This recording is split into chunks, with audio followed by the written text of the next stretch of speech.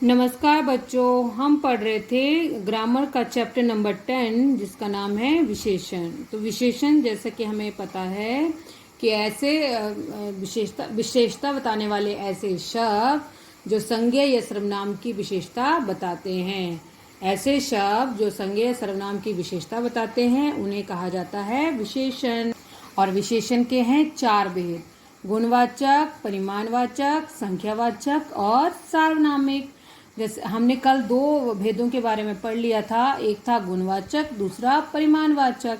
हमने गुणवाचक के बारे में जाना कि ऐसे विशेषण शब्द जो किसी संज्ञा या सर्वनाम के आकार, प्रकार, गुण, दोष, रंग, रूप, स्वभाव आदि का बोध कराते हैं उन्हें कहा जाता है गुणवाचक विशेषण।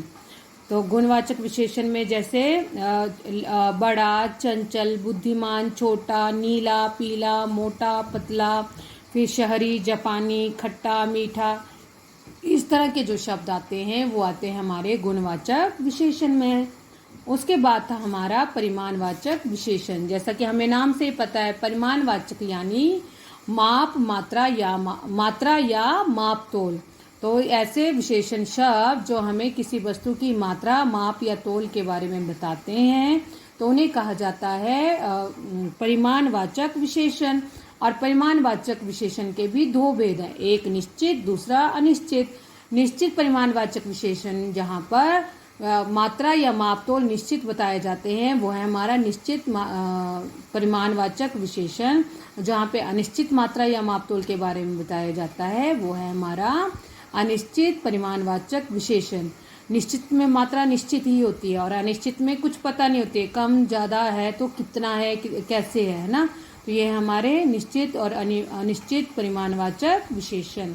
आज हम पढ़ेंगे संख्यावाचक विशेषण के बारे में। संख्यावाचक विशेषण जैसा कि नाम से ही पता है आपको, नंबर है ना, संख्या मीन्स नंबर। देखिए, यह 8वीं कक्षा है, इसमें 35 विद्यार्थी पढ़ते हैं जिनमें 23 लड़कियां तथा 12 लड़के हैं। कक्षा में कुछ लड़के पुस्तक पढ़ रहे हैं, 2 लड़कियां बातें कर रही हैं। तभी कक्षा में एक अध्यापक ने प्रवेश किया। तो यहाँ पे रंगीन शब्द जितने भी हैं वो की संख्या से रिलेटेड हैं, जैसे 35, 23, 12, कुछ, 2, 1, ये सब संख्या से रिलेटेड हैं। तो आपने जाना कि उपयुक्त वाक्य में रंगीन शब्द जो हैं विशेषों की संख्यावाचक विशेषता बता रहे हैं, उसकी संख्या बता रहे हैं, वो किस संख्या में कितने हैं, ये संख्यावाचक विशेषण कहलाते हैं। इन विशेषण शब्दों में कुछ शब्द निश्चित संख्या का बोध करा रहे हैं तो कुछ अनिश्चित संख्या का। निश्चित में जैसे 35, 23, 12, 2, 1, ये है निश्चित संख्यावाचक। और कुछ अनिश्चित का बता रहे हैं, जैसे कुछ।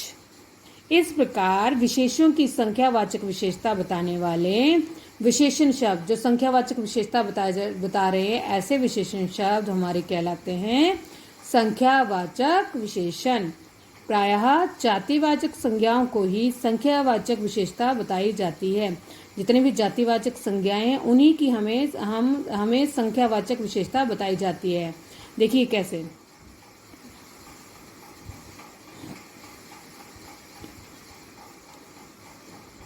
परिमाणवाचक विशेषण की भांति ही संख्यावाचक विशेषण के भी 2 भेद हैं, निश्चित संख्यावाचक विशेषण और अनिश्चित संख्यावाचक विशेषण। निश्चित संख्यावाचक विशेषण जो शब्द संज्ञा या सर्वनाम की निश्चित संख्या का बोध कराते हैं वो कहलाएंगे हमारे निश्चित संख्यावाचक, और जो अनिश्चित संख्या के बारे में बताएंगे वो कहलाएंगे हमारे अनिश्चित संख्यावाचक। जैसे पर्वत पर 10 भेड़ें दिखीं, मेरे साथ 17 लोग नाव पर सवार हुए। यहाँ पे निश्चित मात्रा है यानी 10 भेड़ें, 17 लोग। लेकिन दूसरे में देखिए, कुछ लोग आपस में बातें कर रहे हैं, बहुत थोड़े बच्चे ही आए। यहाँ पे कुछ लोग और बहुत थोड़े, ये है अनिश्चित रूप में। तो यह है हमारा निश्चित संख्यावाचक और अनिश्चित संख्यावाचक। अब है सार्वनामिक विशेषण। मेरी बहन ने दौड़ जीती, ये लोग कहाँ जा रहे हैं? यह गन्ना हाथी को खिलाता हूँ, वह दुकान नई खुली है। इन वाक्यों में मेरी, ये, यह, वह ऐसे पद हैं जो सर्वनाम होते हुए भी क्रमशः बहन, लोग, गन्ना, दुकान संज्ञाओं की विशेषता बता रहे हैं। ये सभी पद सार्वनामिक विशेषण हैं। इन्हें संकेतवाचक विशेषण भी कहते हैं, मतलब ये संकेत कर रहे हैं उसकी ओर ना, इसलिए संकेतवाचक विशेषण, क्योंकि ये पद संज्ञा अथवा सर्वनाम की ओर संकेत कर रहे हैं। तो संज्ञा अथवा सर्वनाम की ओर संकेत करने वाले विशेषणों को सार्वनामिक विशेषण कहते हैं। तो ऐसे शब्द जो संज्ञा या सर्वनाम शब्दों की ओर संकेत करते हैं, ये देखिए, ये संज्ञा या सर्वनाम शब्दों की ओर संकेत कर रहे हैं। गन्ना, गन्ना है संज्ञा शब्द, यह गन्ना। दुकान, ये है संज्ञा शब्द, वह दुकान। ये शब्द जो कहलाएंगे हमारे, ये कहलाएंगे सार्वनामिक विशेषण। इसको हम दूसरी तरह से भी जान सकते हैं। संज्ञा या सर्वनाम शब्दों से पहले लगने वाले, संज्ञा या सर्वनाम शब्दों से पहले लगने वाले शब्द, तो ऐसे शब्द जो संज्ञा या सर्वनाम शब्दों से पहले लगते हैं और उनकी ओर इशारा करते हैं, हमें संज्ञा या सर्वनाम शब्दों की ओर संकेत करते हैं, वे कहलाते हैं सार्वनामिक विशेषण। सार्वनामिक विशेषण की पहचान 4 प्रकार से की जा सकती है। बात की निश्चितता से, जैसे यह कलम सुधा की है, ये निश्चित है, ये कलम सुधा की है, जिसको पता है वही बोलेगा ना कि यह कलम सुधा की है। बात की अनिश्चितता से, जैसे कोई व्यक्ति चिल्ला रहा है, अब पता नहीं कौन है, तो ये कोई व्यक्ति चिल्ला रहा है।